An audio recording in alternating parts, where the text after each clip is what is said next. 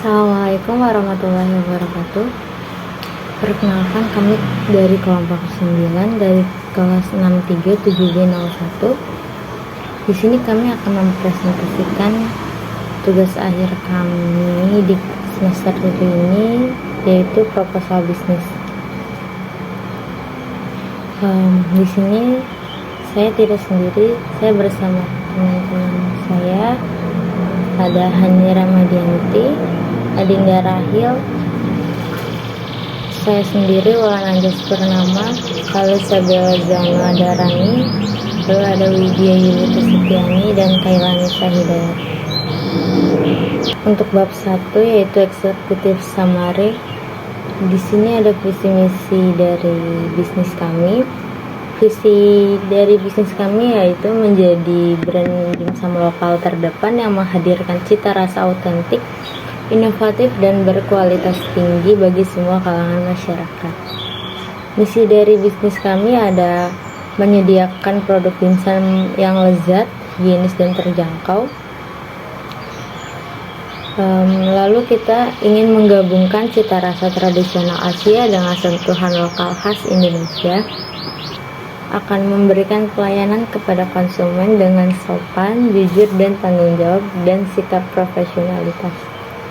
Tujuan dari bisnis kami yaitu memperkenalkan dan mempopulerkan dimsum sebagai makanan ringan yang cocok untuk berbagai kondisi, situasi, dan keadaan.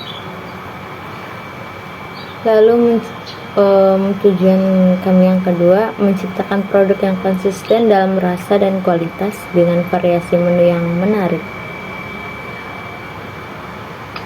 Lalu kami ingin membangun merek yang kuat dan dikenal luas di pasar makanan cepat saji lokal. Kunci keberhasilan dari bisnis kami ada di kualitas produk. Kami menggunakan bahan baku yang segar, resep yang sudah teruji, dan proses produksi yang sudah kami pastikan higienis. Lalu kita memberikan variasi di menu inovasi, varian dimsum yang unik seperti dimsum sambal mata, rendang, atau keju pedas untuk menarik pasar lokal. Branding dan pemasaran, kami menggunakan platform digital yang aktif di media sosial. Lalu kami berkolaborasi dengan food influencer dan promosi yang kreatif. Gambaran umum perusahaan. Yang pertama, kepemilikan usaha. Usaha ini didirikan dan dikelola secara kolektif dalam bentuk kemitraan atau partnership oleh sekelompok mahasiswa akuntansi dari Universitas Bina Sarana Informatika. Para pendirinya ada Hani, Adinda, Wulan, Sabella, Widya, dan Kaila. Yang kedua yaitu gambaran awal usaha. Usaha ini bergerak di sektor kuliner, makanan ringan dengan produk utama yaitu dimsum lokal yang mengusung citra rasa autentik Asia dan nuansa khas Indonesia.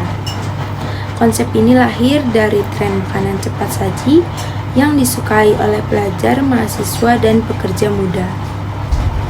Tujuan utama adalah menyediakan dimsum yang lezat, higienis, dan terjangkau bagi berbagai lapisan masyarakat, sekaligus memposisikannya sebagai alternatif cemilan sehat dan inovatif. Strategi pemasaran awal berfokus pada peningkatan brand awareness melalui media digital, kerjasama dengan food influencer, dan pemanfaatan layanan pesanan antar makanan daring, yaitu GoFood dan GrabFood. Selanjutnya yang ketiga ada fasilitas dan lokasi usaha. Operasional didukung oleh fasilitas lengkap. Lokasi usaha yang sangat strategis yaitu di wilayah Margonda, tepatnya di depan Universitas Bina Sarana Informatika Margonda. Lokasi ini dipilih karena akses mudah, kepadatan penduduk, dan kedekatan dengan pusat aktivitas mahasiswa atau perkantoran yang memungkinkan jangkauan yang optimal terhadap segmen pasar urban. Usaha mengoptimalkan penjualan langsung dan distribusi melalui platform daring. Produk, yang pertama ada gambaran produk yaitu gambar dimsum atau gambar usaha dari UMKM. Dan yang kedua ada penjualan atau di mana tempat penjualan tersebut atau gerai tersebut, gerai UMKM tersebut. Dan yang ketiga tuh ada persaingan atau ada yang udah tinggal jadi dan ada yang belum jadi karena itu sesuai citra rasa masing-masing. Selanjutnya ada yang kedua ada rencana, yaitu pengembangan dimulai dengan promosi dan kolaborasi untuk membangun brand, disusul riset pasar rutin, 6 bulan pertama fokus pada stabilitas produksi dan layanan, lalu penambahan menu per kuartal, serta ekspansi gerai ke lokasi strategis. Dan yang ketiga, pencapaian. Tahun pertama menargetkan 1.000 pelanggan loyal, revenue 500 juta, serta pembukaan 2-3 gerai. Ditargetkan juga rating 4,5 bintang dan achievement 10% dalam 3 tahun. Ekspansi ke 5 kota besar dan menjadi brand dimsum top of min di segmennya. Dan yang keempat, teknologi, yaitu teknologi mendukung operasional melalui pos integrasi untuk transaksi dan inventory, optimasi media sosial dan website untuk pemesanan online, serta pemanfaatan platform delivery untuk memperluaskan jangkauan pasar. Dan yang kelima, ada masa depan produk, yaitu visi jangka panjangnya adalah menjadikan dimsum sebagai cemilan sehat pilihan utama, pengembangan produk mencakup varian sehat dan produk frozen untuk retail. Ekspansi direncanakan melalui sistem franchise agar brand dapat berkembang luas dengan tetap menjaga kualitas dan standar layanan. Segmentasi pasar itu demografi dari laki-laki dan perempuan, geografinya itu masyarakat di semua daerah Indonesia, psikografisnya itu konsumen yang menyukai makanan praktis, lalu ada strategi STP.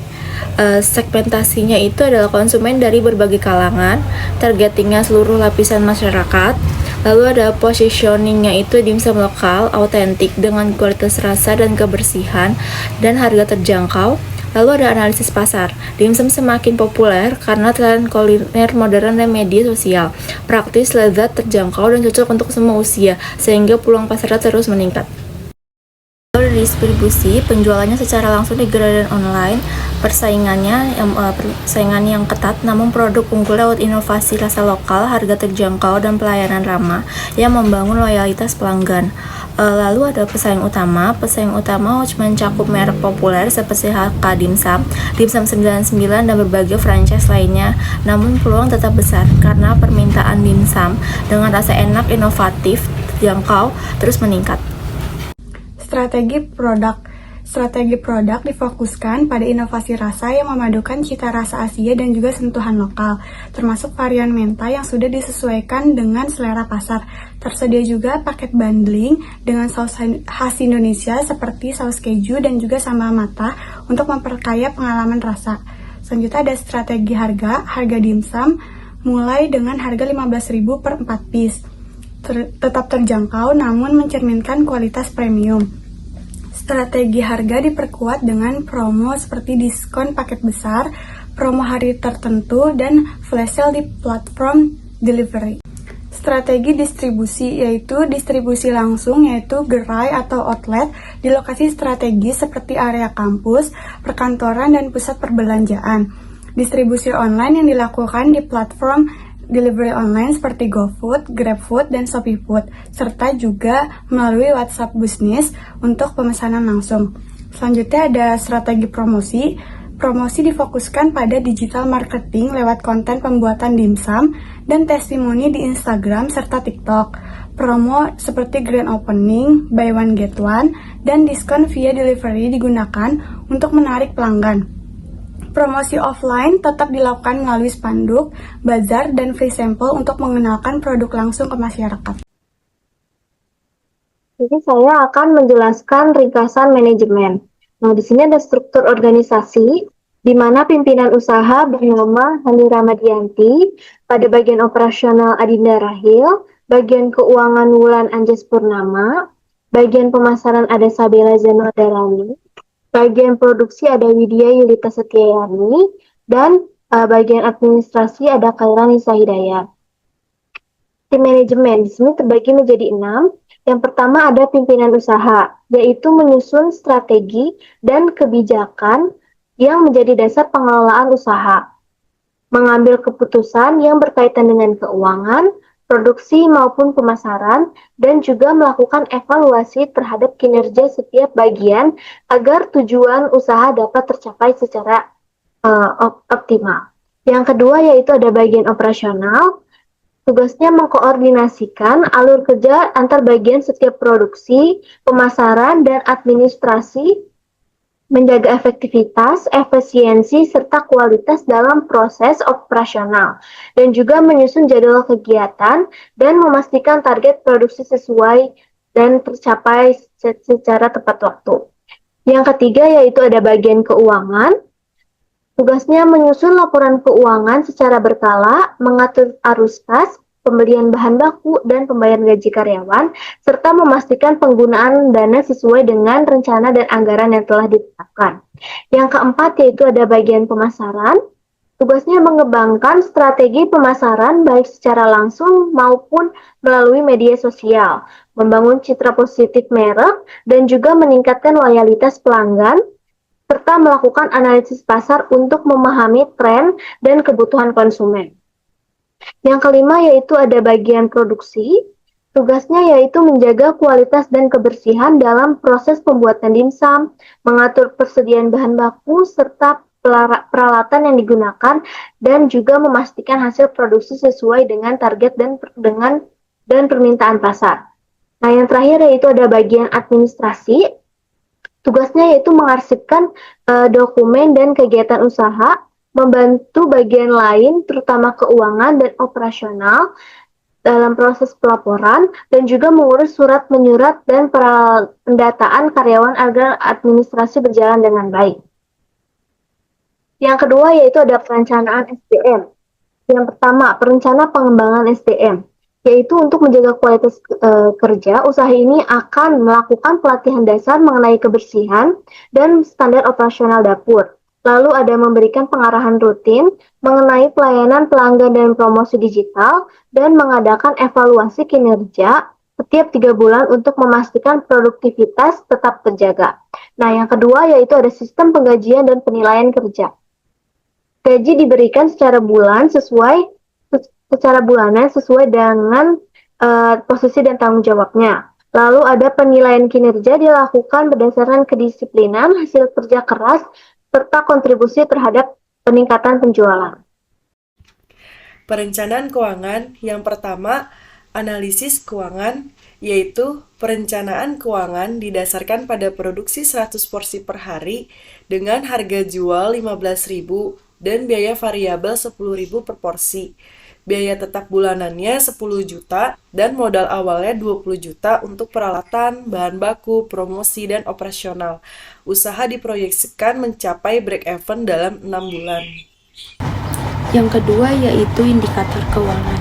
Berdasarkan proyeksi penjualan 100 porsi per hari, pendapatan kotor bulanan diperkirakan mencapai 45 juta. Dengan estimasi biaya operasional bulanan sebesar 30 juta. Maka laba bersih bulanan yang dihasilkan adalah sekitar 15 juta. Hal ini mencerminkan margin laba bersih sebesar 33% yang menunjukkan efisiensi usaha dalam mengelola biaya dan menghasilkan keuntungan. Yang ketiga yaitu analisis break-even point. Break-even point dihitung untuk mengetahui jumlah minimum penjualan yang harus dicapai agar usaha tidak mengalami kerugian. Dengan biaya tetap sebesar 10 juta dan biaya variabel per porsi 10.000 serta harga jual 15.000 per porsi, maka titik impas tercapai pada penjualan 2.000 per porsi dimsum per bulan. Artinya, usaha akan menghasilkan keuntungan setelah menjual lebih dari 2.000 porsi dalam 1 bulan. Selanjutnya ada proyeksi laba rugi. Pendapatan tahunan diperkirakan sekitar 540 juta dengan biaya operasional sebesar 360 juta, menghasilkan laba bersih sebesar 180 juta, menunjukkan potensi keuntungan yang kuat dan berkelanjutan. Selanjutnya adalah proyeksi cash flow. Arus kas diperkirakan positif mulai bulan ke-7 setelah mencapai break-even point. 6 bulan pertama fokus menutup biaya operasional dan investasi awal, lalu peningkatan penjualan dan brand awareness menghasilkan surplus kas untuk ekspansi dan reinvestasi. Dan yang keenam, ada proyeksi neraca, yaitu neraca memproyeksikan aset 25 juta atau aset lancar 10 juta dan aset tetapnya 15 juta dengan modal pemilik 20 juta dan laba ditahan 5 juta. Struktur ini menunjukkan kondisi keuangan yang sehat dan modal kerja yang memadai. Ini saya akan menjelaskan tentang rasio bisnis. Beberapa rasio keuangan utama yang digunakan untuk menilai kelayakan usaha antara lain, yang pertama itu ada gross profit margin. Nah, gross profit margin setelah dihitung yaitu sebesar 33%, di mana menunjukkan efisiensi dalam menghasilkan laba dari penjualan. Yang kedua ada ROI, atau Return on Investment, yaitu sebesar sekitar 75% per tahun, yang mencerminkan tingkat pengembalian investasi yang tinggi. Yang ketiga yaitu ada current ratio sebesar 1,5, yaitu menunjukkan kemampuan usaha dalam memenuhi kewajiban jangka pendeknya.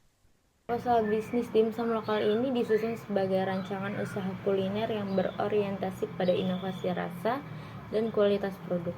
Berdasarkan analisis pasar, strategi pemasaran, serta proyeksi keuangan yang telah disusun, usaha ini memiliki peluang besar untuk berkembang di tengah tren masyarakat terhadap makanan praktis dan lezat. Dengan penerapan strategi promosi digital, inovasi varian rasa, dan pengelolaan operasional yang efektif, dimsum lokal berpotensi menjadi salah satu merek dimsum lokal yang dikenal luas dan digemari oleh masyarakat. Perencanaan keuangan yang realistis menunjukkan bahwa usaha ini mampu menghasilkan keuntungan yang stabil, serta memiliki tingkat pengembalian investasi yang menarik. Kami berharap proposal bisnis ini dapat menjadi langkah awal yang konkret dalam mewujudkan ide bisnis kuliner yang kreatif, berdaya saing, dan berkelanjutan di masa depan. Sekian presentasi proposal bisnis dari kelompok 9. Apabila ada kurangnya kami mohon maaf. Wabillahi taufiq wal hidayah. Wassalamualaikum warahmatullahi wabarakatuh.